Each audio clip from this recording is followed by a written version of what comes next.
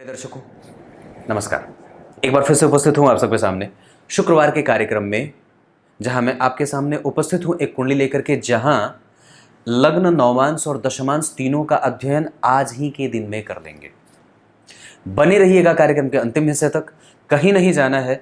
बिल्कुल आरंभ से लेकर के अंतिम तक की यात्रा, शुरू से लेकर के अंतिम तक की यात्रा, और कार्यक्रम को प्रत्येक दिन और लगातार देखा करिए। इससे एक बात हो न हो, पर कई बातें तो जरूर हो जाएंगी। शुरू करते हैं आज के कार्यक्रम।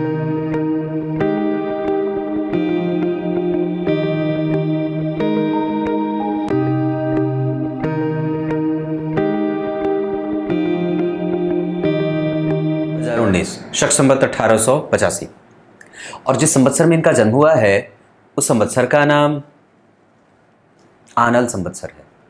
और इसका सीधा सा एक असर यही होता है कि व्यक्ति हमेशा ही वृद्धि को प्राप्त करता है। जरा ध्यान से समझना, इनकी कुंडली में मैं आपको कई प्रकार से धन योग और कई प्रकार से विपन्नता की स्थिति को दिखाने वाला हूं, जहां व्यक्ति की कुंडली में कितने प्रकार से धन आने के सोर्स दिख रहे हैं और कितने प्रकार से दरिद्र योग का घटित होना भी देखा जा रहा है। बन के रहिएगा। आरंभ करते हैं। दक्षिणायन में जन्म, इस वजह से व्यक्ति के जीवन में पापक ग्रहों का प्रभाव ज्यादा, साहस की आवश्यकता है और मेंटल लेवल को हमेशा ही स्टेबिलिटी की तरफ लेके जाना है। पॉजिटिविटी की आवश्यकता भी है। वर्षा ऋतु में जन्मे होने के कारण व्यक्ति का दिमाग हमेशा ही चिंतित और सोचने वाला। तो एक बात और भी है, कुंडली देखने के पीछे का तर्क यह भी होता है कि आप जब तक नहीं जानते थे कि आपके अंदर की समस्या क्या है, तब तक आप परेशान थे, लेकिन जब जान गए तो समस्या से अपने आप को मुक्त करने का प्रयास हमेशा ही कर लेना चाहिए। जब तक नहीं जानते थे तब तक आप समस्या से ग्रसित थे, पर जान गए तो फिर मुक्त हो जाओ। अरे भाई, जब पता थी नहीं बात कि क्यों हो रही है ये चीज़, लेकिन जब दिमाग को ये बात पता चल गई है तो फिर परेशान होने का कोई मतलब नहीं। ये तो आपके विधाता ने आपके भाग्य में ही लिखी है बात कि दिमाग हमेशा चिंता करेगा, क्योंकि वर्षा ऋतु का जन्म है। क्लियर है बात? मंगलवार के जन्म होने के कारण व्यक्ति इंतजार नहीं कर पाए, ये बात बढ़ेगी। और उसके बाद शुभ ग्रहों का प्रभाव थोड़ा सा कम होता है, पापक ग्रहों का प्रभाव थोड़ा ज़्यादा होता है। इस वजह से व्यक्ति को कई बार मशक्कत भी करनी पड़ती है। उसके मेहनत का फल उसे कम बार मिलता है। बहुत ज़्यादा मशक्कत करे तब जाकर के कुछ दिखे। विशाखा नक्षत्र, शुक्ल पक्ष के एकादशी तिथि का चंद्रमा व्यक्ति को धनवान बनाता है। और उसके बाद साध्य योग, शूद्र वर्ण और विष्टिकरण के होने के कारण राक्षसगण। अब जरा ध्यान से समझिएगा, इनकी कुंडली को मैं यहीं पे समेट के ऐसे पंचांग को बताऊं। विशाखा नक्षत्र में जन्मे होने के कारण व्यक्ति खुद का काम करता है और बड़े लेवल पे अपनी पहचान समाज में बनाता है। राजनीति का प्रभाव हो, सामाजिक क्षेत्र में उपस्थिति की बात हो या धार्मिक क्षेत्र में उपस्थिति की बात हो, परिवार में अपने प्रभाव और प्रभुत्व को लेकर के बात हो, और मेहनत की बात हो। जी तोड़ और हड्डी तोड़ के व्यक्ति मेहनत करता है और जीरो से ले जाकर के अपने आप को स्थापित करता है, और अपने बल पे ही सारी चीजें, जो भी काम हाथ में लेगा उसको मजबूती के साथ उपस्थिति दर्ज करा करके उसको साध लेने का काम करता है। अब यहाँ पे इतना ही रोक करके आपको एक बात और बता दूं, चंद्रमा शुक्ल पक्ष के एकादशी के हैं, व्यक्ति पूर्णेंदु है, सुंदर प्रकृति का है, अच्छे व्यक्तित्व का है, उसके दिमाग में अच्छे विचार चलते हैं, स्वभाव अच्छा है, समाज में और शांति का पाठ पढ़ाने वाला है। और सबसे बड़ी बात है कि दिमाग में हमेशा ही व्यवसाय चलता रहे, धन हमेशा आता रहे, पर रुकने का नाम भी ना ले, ये बात भी दिखती है। कुछ ऐसी स्थितियां भी जन्म कुंडली में बनते देखी जाएंगी आज इनकी कुंडली में, जहां हम कैसे व्यक्ति को मेहनत ज़्यादा करने की आवश्यकता पड़ जाती है अपने प्रभावों को दिखाने के लिए। अब शुरू करते हैं आज का कार्यक्रम, जहां मैंने अभी इनकी कुंडली में आपको पंचांग बताया। अब इनकी कुंडली में मैं ग्रह स्थिति बता देता हूं। तो सबसे पहले सूर्य की चर्चा करते हैं। सूर्य 16 डिग्री 21 कला आर्द्रा नक्षत्र, ये राहु का नक्षत्र, और राहु जन्म कुंडली में बैठे हैं वहीं पे। सूर्य आर्द्रा नक्षत्र में और जिस राशि में बैठे हैं वो राशि का अधिपति बुध वहीं बैठा है, पर ये शत्रुता का भाव रखेंगे। और डिग्री जो है वो 16 डिग्री के हैं, तो अवस्था में युवा है, यानी कि व्यक्ति के ऊपर प्रभाव रहेगा लक्ष्मी का। सूर्य लक्ष्मी का कारक होता है, तो इस वजह से उसका प्रभाव व्यक्ति को देखने को व्यक्ति के ऊपर मिले।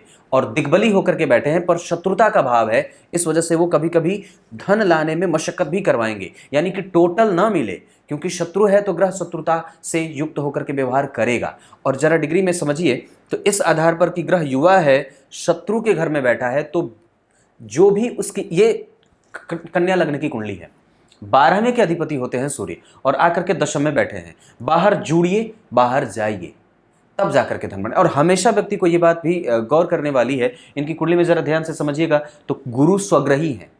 सूर्य, बुध, शुक्र और राहु, ये स्थिति मैंने राजनीति और पॉलिटिकली बड़ा बेहतर और मजबूती से पॉलिटिक्स के मामले में, सामाजिक क्षेत्र के मामले में, अपने प्रभावों को व्यवसाय के मामले में और बहुत ही ज़्यादा बेहतर तरीके से कारोबार को सिद्ध करने के मामले में प्रतिष्ठित होती है।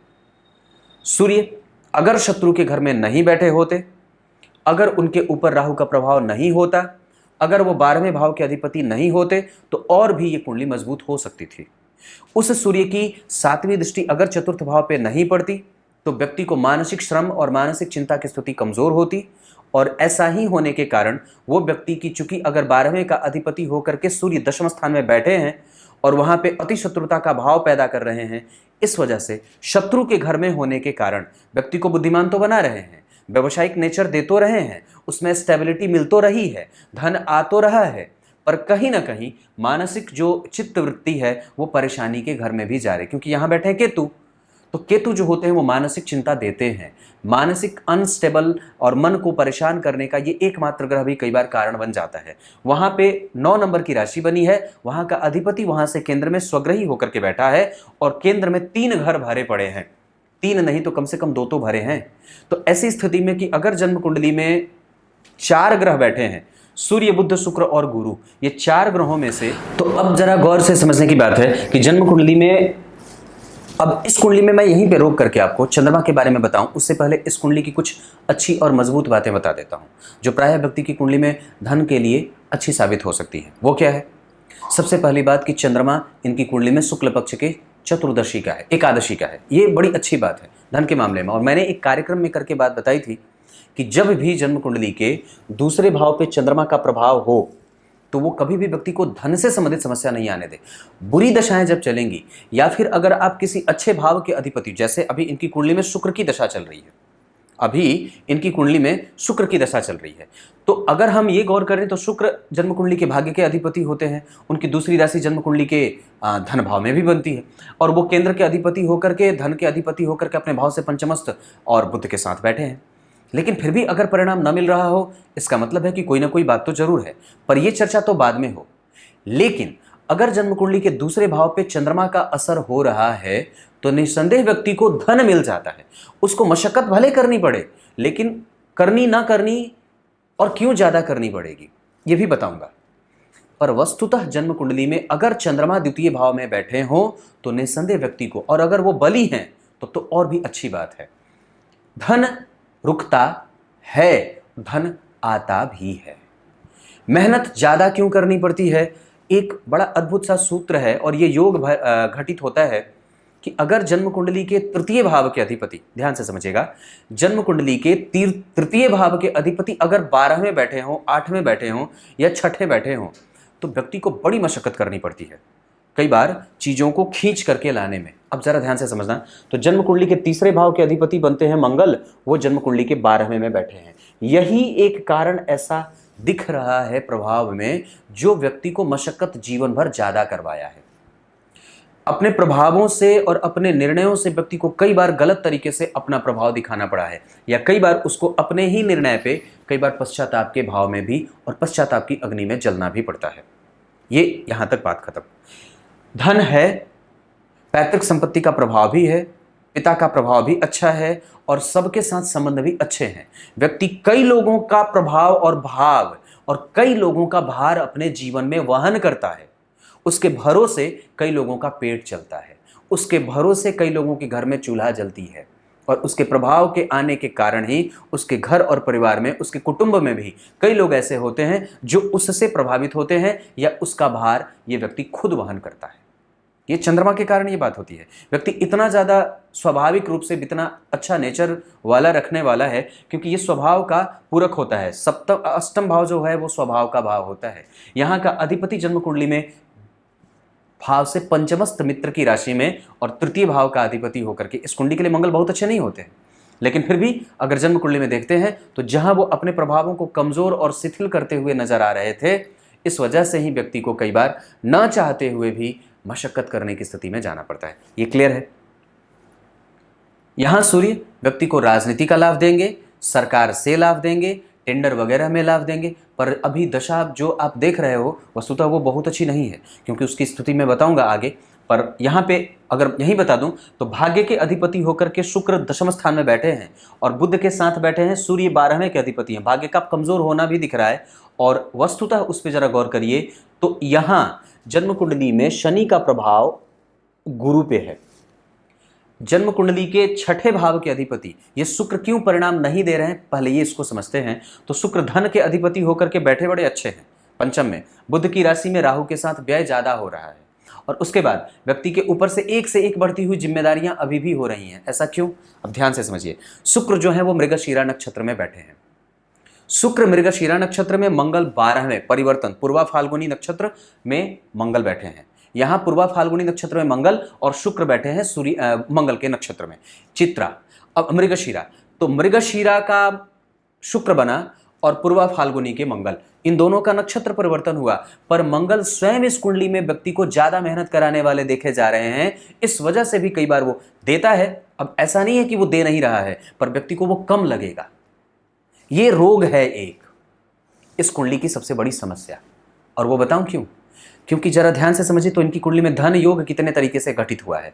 तो धन योग भाग्य के अधिपति का, ध्यान से, भाग्य के अधिपति का दशम में जाना, यह धर्म कर्माधिपति योग है। और साथ ही साथ जन्म कुंडली में वो चंद्रमा से पंचमस्थ है। चंद्रमा जो जन्म कुंडली के शुक्र बनते हैं, राशि के अधिपति शुक्र हैं। ध्यान से समझना, इधर उधर भटके तो दिमाग भटक जाए। चंद्रमा जिस राशि में बैठे हैं उस राशि का अधिपति उससे त्रिकोण में बैठा है, नवम पंचम के संबंध में, 1 2 3 4 5 बैठा ना, 1 2 3 4 5 नवम पंचम के संबंध में। तो ये एक अच्छी बात है जो चंद्रमा को बल दे रहा है। लेकिन उसी चंद्रमा पे गौर करना तो बुध की स्थिति बन रही है, राहु मूल त्रिकोणस्थ होकर के 6 स्थिति में बैठ करके जन्म कुंडली में चंद्रमा को देख करके, और राहु का प्रभाव 27 और चंद्रमा का प्रभाव 24 डिग्री का निकट होना। हालांकि ये ग्रहण दृष्टि का प्रभाव जरूर रहेगा, इस वजह से भी व्यक्ति को कई बार अनकंडीशनली जो धन की स्थिति होती है वो ऊहापोह वाली स्थिति में होती है, कई बार फ्लक्चुएशन में व्यक्ति को गुजरना पड़ता है। इसी शुक्र को आप अगर नवमांश में देखोगे तो अपने ही नवांश में है, लेकिन बैठक किसके साथ है, तृतीय भाव के अधिपति के साथ। उनकी दूसरी स्थिति कहाँ है, अष्टम भाव के अधिपति के साथ। यह क्या मतलब होता है कि यहाँ तो एक सबसे पहले तो मंगल इससे मेहनत ज्यादा करवा रहे हैं। नक्षत्र के परिवर्तन के बाद व्यक्ति को धन आते हुए देखा तो जा रहा है, लेकिन फिर भी वो संतुष्टि नहीं दे रही है चीजें। क्यों, क्योंकि असंतुष्टि का भाव तो सूर्य पैदा कर रहे हैं, 12वें के अधिपति होकर के कर्म को डमाडोल करने के प्रभाव और उसका जो उन्होंने ठेका ले रखा है। सरकार से नुकसान और व्यक्ति को मिलते मिलते और उसके अभी जो प्रभाव दिख रहे हैं उसमें व्यक्ति का आत्मविश्वास इतना कमजोर है कि व्यक्ति के निर्णय अपने ही आप गलत सिद्ध हो जाते हैं। ये सूर्य के नेगेटिव होने के कारण, क्योंकि सूर्य और शुक्र एक साथ बैठे। एक बात बड़ी और भी अजीब बताता हूं, दरअसल सूर्य बुध और शुक्र बैठते तो एक ही साथ हैं और बैठना भी चाहते हैं, लेकिन जब बैठ जाते हैं और इनमें से अगर इस पे पाप ग्रहों का असर ज्यादा हो जाए या शुभ ग्रहों का प्रभाव कम हो जाए तो कई बार ये उस भाव को नेस्तनाभूत भी कर देते हैं। शायद वही स्थिति भी घटित हो सकती है, मुश्किल नहीं है, ये हो सकता है, क्योंकि इस कुंडली के लिए सूर्य बहुत अच्छे तो होते नहीं है। अब कुछ लोग हैं यहाँ ये कहेंगे कि सूर्य को 12वें का दोष नहीं लगता है, पर जरा गौर करिए, वो बात समझने वाली है कि कितने तरीके से कुंडली को मजबूती मिल रही है। लग्न के अधिपति दशम में व्यक्ति को लक्ष्मी संपन्न और अपने पैरों पर खड़ा होने वाला, तुरंत ही अपनी जिम्मेदारी को संभालने वाला, और सिर्फ अपनी ही जिम्मेदारी को न संभाले, वो आसपास के कई लोगों की जिम्मेदारियों को भी संभालता है। जब बाजार में चले तो कई लोग उससे मांगने वाले यूं खड़े हो जाते हैं। यह सूर्य व्यक्ति को राजसिक बना देता है, शुक्र व्यक्ति के जीवन में भौतिक संसाधनों का मालिक बना देता है, और बुध राजकुमार पैतृक संपत्ति का मालिक, और शुक्र के पास तो वैसे भी है। तो ये सारी चीजें तो हैं। अब ये मेहनत ज्यादा करनी पड़े, धन है यहाँ पे, भाग्य का अधिपति दशम में बैठा, धर्म कर्माधिपति, सूर्य दिग्बली, मिथुन भद्र योग लगा रहे हैं, मिथुन राशि का अधिपति मिथुन राशि में बैठा है, बुध राहु के साथ बैठा है तो उसको और प्रभाव भी मिल रहा है। पर इसके साथ एक और भी बात है, जन्म कुंडली के 12वें के अधिपति का चतुर्थ को देखना मानसिक अशांति का कारण, और जन्म कुंडली में राजनीतिक रूप से व्यक्ति को मजबूत होना और समाज में अपने प्रभावों को अविच्छिन्न रूप से हमेशा ही प्रगल्भता को प्राप्त करना और उसमें मजबूती की स्थिति को प्राप्त करने के साथ साथ जितना भी व्यक्ति प्रकल्प चलाता है, कई बार वो सूर्य की दशा में, शुक्र की दशा में जब स्थिति कमजोर होती है, या कई बार जब व्यक्ति का भाग्य साथ न दे तो सूर्य के साथ और अप्रभाव में जाने के कारण ये कई बार व्यक्ति को मानसिक चिंता का द्योतक भी दिखाने वाला हो जाए। वो कर सकता है, मन से परेशान कर सकता है, यहां शांति नहीं। और वो इस वजह से, क्योंकि राहु का प्रभाव चंद्रमा पे, राहु और राहु और सूर्य का प्रभाव यहां, और गौर करना तो गुरु अकेले बैठे हैं, ये कष्ट देते हैं अकेले। आने वाले दिनों में उसका कार्यक्रम आने वाला है, तुरंत ही देखिएगा कि जन्म कुंडली के पंचम भाव में अगर शनि अकेले हों, गुरु अकेले हों, सप्तम में गुरु अकेले हों या नवम में गुरु अकेले हों, तो कई बार वो कष्ट देते हैं। धन और आभूषण का, धन और पुत्र का, धन और संतान का, ये कष्ट देते रहते हैं और व्यक्ति को कई बार वो चीज़ें नहीं मिल पाती हैं। इसका भी प्रभाव दिख सकता है। तो सप्तम के गुरु अकेले, और यहाँ का अधिपति यहीं होकर के अकेले बैठे हैं। यहाँ का कारक शुक्र जो है वो जन्म कुंडली में 12 में बैठे हैं मंगल। अब एक बात और भी बताता हूं, दरअसल समस्या यहां से भी हो रही है। इसको पकड़ने की बात है कि आखिर व्यक्ति परेशान है तो क्यों? क्योंकि जिस नक्षत्र में शुक्र बैठे हैं उस नक्षत्र का अधिपति 12 में है और ये ठीक नहीं होता। इस वजह से व्यक्ति को कई बार मशक्कत अभी ज्यादा करनी पड़ रही है, क्योंकि आप जो देख रहे हो कि ग्रह तो फल करना चाहिए, भाग्य का अधिपति है, धन का अधिपति है, बैठा भी बढ़िया है और अच्छी स्थिति में भी है, पर ध्यान से, क्योंकि वो जिस नक्षत्र में बैठा है उसको कहीं से बाह्य बल नहीं मिल रहा है, तो कमजोरी को प्राप्त कर रहा है। अपने नक्षत्र में यहाँ पे अपने नवांश में बैठा और वो अष्टमेश और तृतीय भाव के अधिपति के साथ बैठा है और बुध के साथ बैठा है, जो कि जन्म कुंडली का लग्नेश है।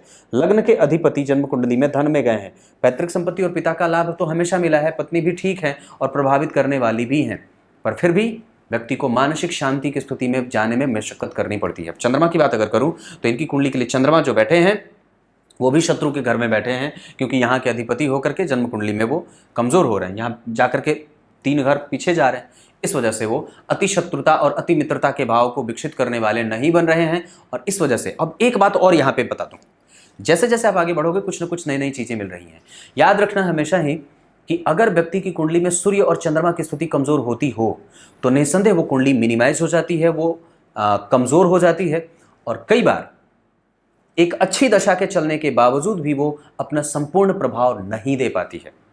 तो कहीं ऐसा भी तो नहीं है, क्योंकि जन्म कुंडली में लाभ के अधिपति धन में बैठे हैं, पर याद रखना वो नीचाभिलाषी हो रहे हैं। और उस पे चंद्रमा का असर देखिए तो चंद्रमा और गुरु का संबंध जो बन रहा है वो षडाष्टक का बन रहा है। ये अलग तरीके से कुंडली को कमजोर करने का एकमात्र कारण भी बन सकता है, जो कि है लाभेश अगर अच्छे परिणाम नहीं दे रहे हैं, इसका मतलब है कि लाभ का कारक कमजोर हो रहा है, उसके साथ उसके संबंध कमजोर हो रहे हों। और यहां पे एक बात भी और भी गौर करने वाली है कि व्यक्ति की कुंडली में धन योग 10 बन रहे हैं या दरिद्र योग 11 बन रहा है। अगर जिसका प्रभाव ज्यादा रहेगा तो वही व्यक्ति के जीवन में देखने को मिल जाती है। तो गौर करिए, तो मैंने धन योग की बात करी थी, तो भाग्य के अधिपति का दशम में आना, लाभ के अधिपति का धन में जाना, ये 2, धन के अधिपति का पंचमस्त जाना 3, ये धन योग बना, ये अच्छी बात है। उसके बाद जन्म कुंडली में गुरु और चंद्रमा का प्रभाव षडाष्टक में जाना, ये कमजोर हो जाए बात, पर उसको अलग गिना दूंगा, तो 3 तरीके से। उसके बाद धन योग कैसे बना? जन्म कुंडली में गुरु जो धन के कारक होते हैं वो लग्न को देख रहे हैं, तो यहां से व्यक्ति को प्रभाव में चीजें मिलती रहेंगी। धन भाव के अधिपति का गुरु से केंद्र में जाना, ये 5वें प्रकार से धन योग का प्रभाव दिख रहा है। उसके बाद अगर मैं बात करूं तो जन्म कुंडली में बुध का स्वग्रही होकर के बैठना, कर्म क्षेत्र से कर्म में, समाज में और प्रतिष्ठा का भाव विकसित करने वाले ग्रह सूर्य के साथ उसकी स्थिति होने के कारण व्यक्ति का प्रभाव समाज में और धन को बदलने वाला और कर्म से धन को जागृत करने वाला, उजागर करने वाला बनाता है। तो ये भी छठे प्रकार का धन योग हो जाता है। उसके बाद राहु का संबंध जो जन्म कुंडली में शुक्र के साथ बनेगा, तो ये भी एक प्रकार से धन योग की स्थिति को पैदा करेगा, क्योंकि राहु का संबंध द्वितीय भाव से बन रहा है। तो ये स्थिति मैंने एक कार्यक्रम में करके बताई थी बात कि राहु का संबंध अगर जन्म कुंडली के शुक्र के साथ हो या राहु का संबंध अगर द्वितीय भाव के साथ हो तो व्यक्ति को अथाह और अकूत धन का मालिक बनाता है, जिसके कारण से व्यक्ति के जीवन में कई लोग ऐसे होते हैं जिनके भरोसे समाज के कई लोगों का पेट चलता है। तो ये राहु और शुक्र का, ये 7वें तरीके का। सूर्य और बुध का एक साथ 10वें स्थान में बैठना भी व्यक्ति के जीवन में सामाजिक क्षेत्रों से लाभ प्राप्त करने वाला, सरकार से जुड़ करके लाभ प्राप्त करने वाला, कंस्ट्रक्शन आदि के क्षेत्र से जुड़ करके काम करने वाला, बैंकिंग सेक्टर से जुड़ करके काम करने वाला, work power supply, man power supply करके और लोगों को काम दे करके और उससे पैसे कमाना, बैंकिंग से जुड़ करके बैंक और अर्थव्यवस्था से संबंधित क्षेत्रों में, क्योंकि सूर्य और बुध इन सब चीजों के कारक होते हैं। तो व्यक्ति का कर्म कहां है? तो सूर्य और बुध, ये बैंक है, दशम स्थान बुध की राशि बनी ना, बुध बैंकिंग और एमबीए का कारक होता है। जोड़ करके देखा जाता है उसको धन से। इकोनॉमिकली व्यक्ति जो होता है वो हमेशा धन से जुड़ा हुआ ही कोई काम करता है डायरेक्ट। तो ये सूर्य और बुध के कारण तो व्यक्ति का कर्म वहां से प्रभावित हो रहा है और वो बड़ा अच्छा भी बन रहा है। तो इस तरीके से ये जो चीजें बन रही हैं कुंडली में वो एक अच्छी निशानी की तरफ जाके बढ़ रही हैं। सुख भाव के अधिपति जन्म कुंडली में अपने भाव से चतुर्थस्थ, ये ठीक है, ये भी व्यक्ति के जीवन में अच्छाई ही रहेगी, कमजोरी नहीं है। पंचम के अधिपति जन्म कुंडली के पंचम में, ये भी धन की स्थिति को मजबूत करेंगे, खराब नहीं है। छठे के अधिपति का पंचम में जाना, ये कमजोर हो सकता है, ये दरिद्र योग हो सकता है, क्योंकि जन्म कुंडली में ऋण का अधिपति आपकी कुंडली के पंचम में और प्रेम में आ रहा है। इस वजह से कई बार व्यक्ति को संतति से कष्ट होता है, दूरी भी देखने को बनती है। छठे भाव के अधिपति का यहां जाना, यह ऋण योग या दरिद्र योग या धन योग को कमजोर करने वाला, मिनिमाइज करेगा उसको।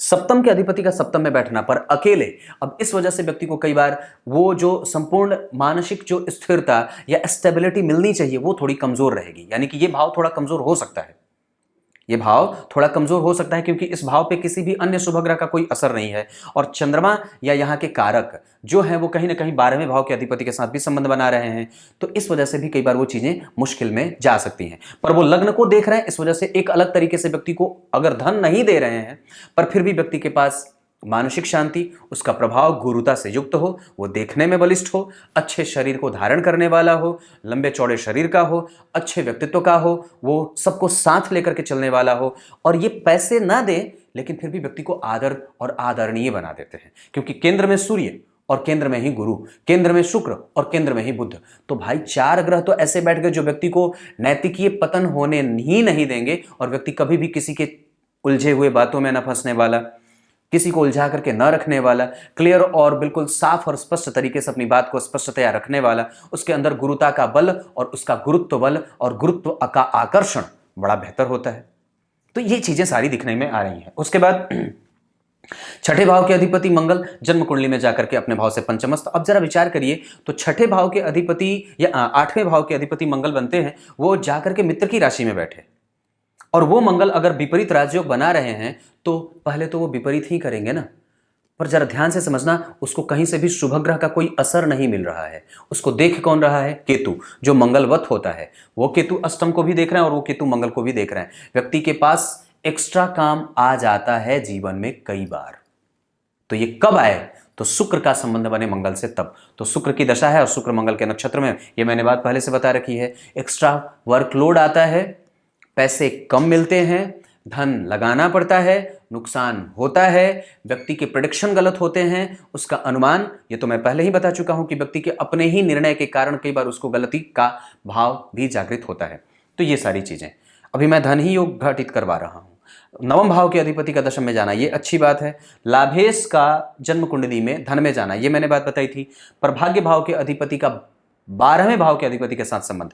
अब मैं यहां से आपको दरिद्र योग घटित करके दिखाता हूं, ध्यान से समझना कितने तरीके से बात ये बन रही है। धन योग और भी बन रहे होंगे, हो सकता है मेरी नजर में अभी ना दिख रहे हो, पर उसमें कई तरीके का, केंद्र में 4 ग्रह बैठे हैं तो ये तो ऐसे ही एक बहुत विलक्षण कुंडली हो जाती है।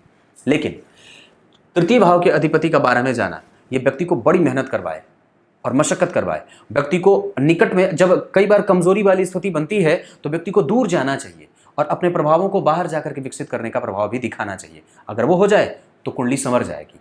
पर अब इस अवस्था में व्यक्ति जाने से रहा, तो अब यहाँ पे इनको मशक्कत ज़्यादा करनी पड़ेगी। इसी वजह से ये जगह सपोर्ट ना करे, क्योंकि हो सकता है कि आपने जहाँ तक अभी तक अपनी काम की स्थिति को बनाया है वो बाहर के प्रभाव में बड़ा बढ़िया रहता, अंदर के और निकट के जगह पे बड़ा अच्छा चला, पर अब बाहर जाने की स्थिति आ रही है, क्योंकि वो ग्रह दशा बदल चुकी है जिसमें आपने लाभ कमाया था। पर अब ये विदेश से संबंध कर रहा है, और वो जिस नक्षत्र में बैठा है उसका नक्षत्र भी अधिपति विदेश में जाकर के बैठे हैं। अब दूर जाने का वक्त आ गया है और काम को दूर ले जाकर के स्थापित करने का वक्त आ गया है। ये दशा है जो सब कुछ करवा सकती है।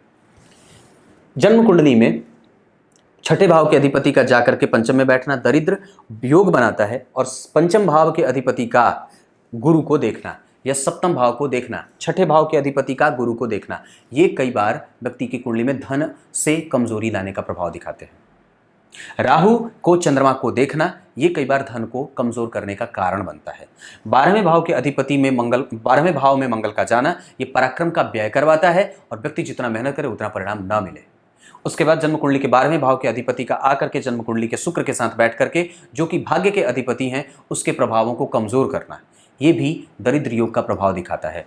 अब 12वें भाव के अधिपति जन्म कुंडली में किसके साथ संबंध बना रहे हैं? जन्म कुंडली के लग्नेश के साथ। 12वें भाव के अधिपति बुध के साथ बैठे हैं, ये दरिद्र योग का प्रभाव है।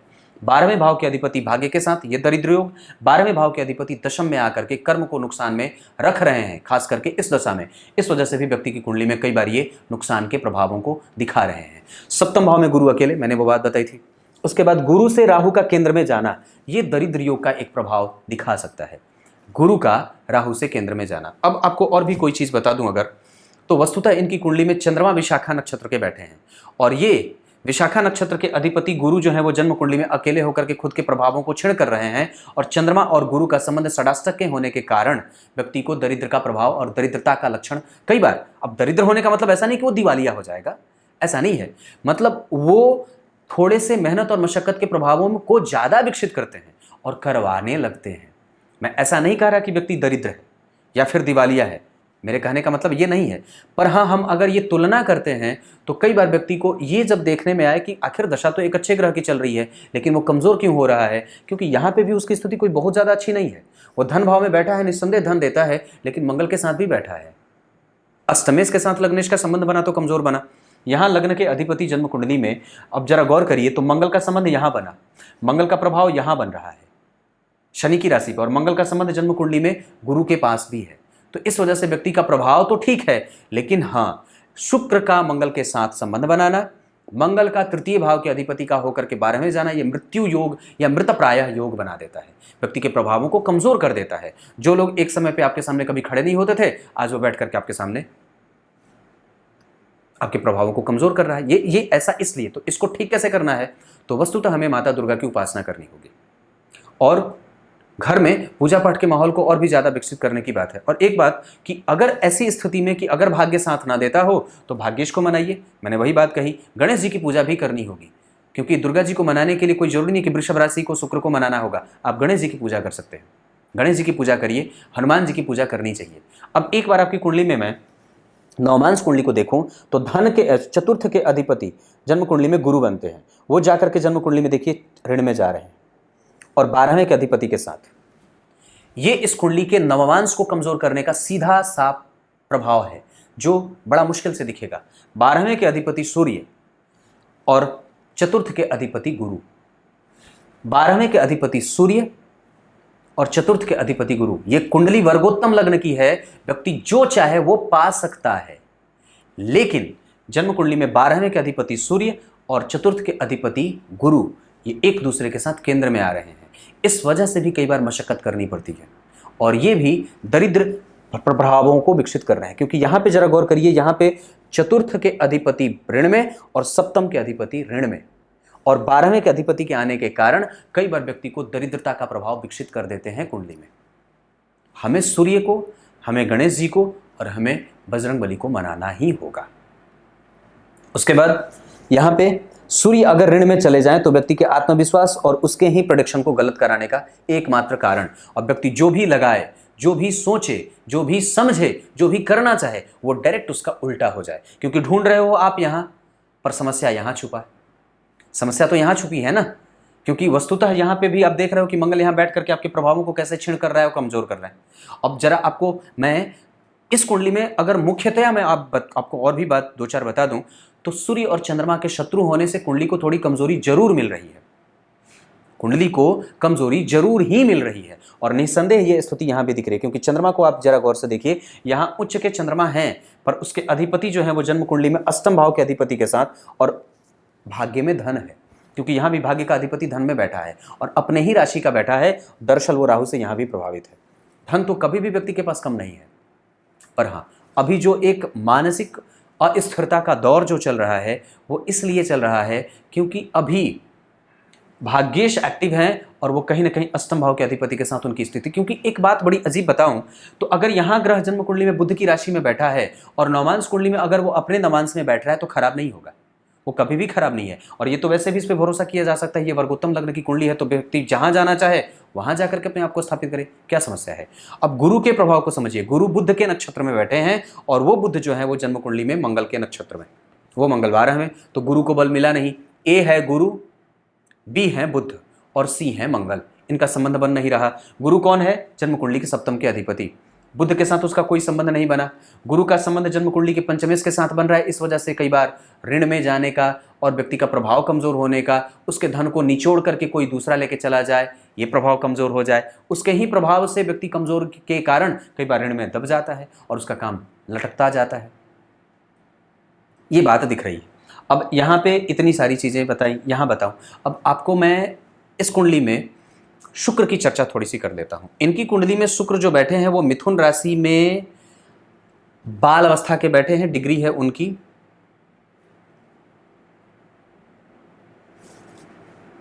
0। अब जरा समझिएगा, मैंने एक कार्यक्रम करके बात बताई थी। क्या बताई थी? कि जिस भी ग्रह की दशा चल रही है, अगर वो कमजोर अवस्था में बैठा है, बाल अवस्था का है, वृद्ध होकर के बैठा है या फिर मृतप्राय है, उसकी दशा कमजोर जाती है। आप सोच रहे हो कि आपकी कुंडली के भाग्येश एक्टिव हैं जी, और वो नहीं है एक्टिव, वो कमजोर है। ऐसा क्यों? क्योंकि राहु के साथ बैठ करके वो आपके खर्च को तो कम कर नहीं रहा, जिम्मेदारी और दारोमदार को तो कम कर नहीं रहा, मेहनत ऊपर से जा रही है तेल लेने, और आप जो है वो सोच रहे हो कि शुक्र की दशा चल रही है, पर वो है कमजोर, क्योंकि वो ग्रह कमजोर है। एक बार और निकट से आकर के आपको समझाता हूं, नौमांस में बताता हूं।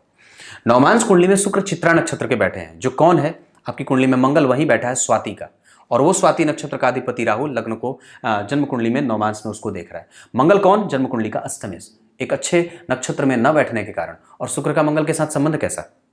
बहुत बढ़िया नहीं। अब इसी को आप अगर दशमांश कुंडली में समझिए तो शुक्र के ही दशा पे मैं खाली चर्चा अगर कर दूं तो वो शुक्र जो दशमांश कुंडली में आपको जैसे उसके प्रभाव को दिखा रहा हूं, अब अलग से चार्ट बना करके आपको उसको दिखा देता हूं। अब दशमांश पे लेकर के आता हूं आपको। सबसे पहले समझिएगा, ये दशमांश बन रही है मकर लग्न की। मकर लग्न की कुंडली बनती है, लग्न के अधिपति को शनि को दिखे। दशमांश अगर समझ जाएंगे तो कुंडली में जितनी भी स्थितियां पहले बनी है उसमें तो आपने ये देखा कि कैसे व्यक्ति की कुंडली में जो है वो धन योग कितने तरीके से घटित हो रहा है, और उसके बाद निर्धन बनने के कितने प्रभाव दिख रहे हैं। निर्धन बनने का नहीं है, मतलब ये कहने का मतलब है कि कैसे धन आ रहा है और कैसे जा रहा है, कितना आया और कितना गया। ये तो यहां पे अगर आप दशमांश कुंडली को देखें तो दशम स्थान के लग्न के अधिपति जाकर के शनि, शुक्र और गुरु चंद्रमा के साथ। चंद्रमा कौन है? चंद्रमा है रेगुलेटरी, ऐसा प्लैनेट जो व्यक्ति के जीवन में धन को संतुलित करता है। वो बैंड है, रेडियो में बैंड होती है ना चीज, जैसे वो स्टेशन फ्रीक्वेंसी सेट करने वाला, तो वही है चंद्रमा। अगर चंद्रमा बैठा है कमजोर भाव में तो डेफिनेटली वो परेशान करेगा। अष्टम का चंद्रमा बैठा हो ना अगर कुंडली में, बहुत कष्ट देता है। छठे के बैठे हैं, इस वजह से वो आय को संतुलित नहीं कर रहे हैं। यहां समस्या आप जरा देखिए, चंद्रमा कौन है? डेली बेसिस का इनकम। दशमांश कुंडली में या लग्न कुंडली में सप्तम भाव कौन है? आप किसके साथ जुड़ करके काम कर रहे हो, किससे आपको लाभ होने वाला है, वो सब आपका नुकसान हो रहा है। जो भी आपके साथ बैठे हैं वो सब अभी नुकसान। तो दरअसल एक कमजोर प्लैनेट की स्थिति और जन्म कुंडली में जो स्थिति मैं देख रहा हूं उसके आधार पर लग्न के अधिपति का छठे में जाना, ये जीवन में व्यक्ति को कई बार उसमें मशक्कत की स्थिति बनती है। वो चंद्रमा के साथ बैठा है, यानी कि वहां पे कमजोरी। अब उसके साथ कौन बैठे? गुरु, जो कौन है? व्यय के अधिपति। ये यहां भी एक तरीके से कमजोरी का प्रभाव दिख रहा है। 12वें के अधिपति का छठे में बैठना, कम पैसे जीवन में कई बार आने लगते हैं। उसके बाद कौन बैठा है यहां पे? शुक्र, वो कौन है? जन्म कुंडली का दशम का अधिपति। यहां पे अब जरा ध्यान से समझना कि मैंने दशमांश क्यों दिखाया है, क्योंकि आपके ऊपर से किसकी दशा चल रही है? शुक्र की। और शुक्र के बारे में आप गौर करिए तो आपके लग्न कुंडली में वो भाग्य का अधिपति और धन का अधिपति होकर के दशम में बैठा था, 12वें भाव के अधिपति सूर्य के साथ, और वहां पे मंगल के नक्षत्र में बैठे थे। मंगल के साथ नक्षत्र का परिवर्तन, और सामान्यतः तो यही कहेंगे लोग कि बहुत अच्छी बात है, पर जरा और निकट से आकर के समझते हैं उसको तो क्या पता चलता है कि मंगल 12वें है, पराक्रम ज्यादा करना पड़ा। और यहां पे दशमांश कुंडली का दशमेश वस्तुतः आपकी कुंडली में 12वें भाव के अधिपति के साथ और कर्म के प्रभाव को कमजोर कर रहा है। और इसी वजह से आप लग्न में जो देख रहे हो वो कुछ और दिख रही है चीजें, और दशमांश में जो देख रहे हो वो कुछ और दिख रही हैं चीजें। तो हम जो है वो समझते नहीं। और वस्तुतः गुरु के साथ बैठे हैं, वो गुरु यहां चंद्रमा के कमजोर होने का, गुरु का प्रभाव यहां पे शनि का। अब उसके बाद देखिए यहां पे मंगल जो है वो अपनी चौथी दृष्टि से यहां देख रहे हैं, व्यक्ति का पैसा भी फंसे तो कभी किसको देने की स्थिति नहीं है। मंगल की यहाँ पे स्थिति ठीक नहीं है, और मंगल जो है वो जन्म कुंडली में बनते हैं चतुर्थ के अधिपति मानसिक श्रम और चिंता ज़्यादा रहे, यहाँ पे घर की परिवार की स्थिति कमज़ोर होती रहे और कई बार वो कई तरीके की परेशानियां जीवन में लाते रहते हैं। पर इसको और भी अगर निकट से आपको और मैं समझाऊं तो भाग्य है आपके साथ कम से कम, क्योंकि बुध जो है वो भाग्य के अधिपति होकर के लग्न को देख रहे हैं, तो ये एक अच्छी स्थिति कही जा सकती है। और उसके बाद जन्म कुंडली में केंद्र है 3 घर खाली, ये दशमांश कुंडली के 3 घर खाली हैं, चतुर्थ, लग्न और दशम, पर एक ग्रह यहां बैठा है, वो भाग्य का बल दे रहा है, व्यक्ति के पास वही पॉजिटिविटी काम कर रही है। गणेश जी की आराधना मैंने इसीलिए आपको कही थी कि आपको इस स्थिति से बचाने का काम एकमात्र। अब आप जरा सोचना कि मैंने लग्न कुंडली देखी थी, नवमांश भी देखी थी, पर दशमांश नहीं देखा था, पर वो लग्न कुंडली के डिग्री के आधार पर मैंने ये बात समझी कि इसकी कुंडली में, इस जातक की कुंडली में नवमांश और दशमांश की स्थिति कैसी है, तो कहां से कौन सा ग्रह जाया, तो जो जा रहा है वो आपकी कुंडली में भाग्य भाव में गुरु बुध की राशि बनी, और उसी का बल अगर आपको मिल जाए तो आपका काम निकल जाए।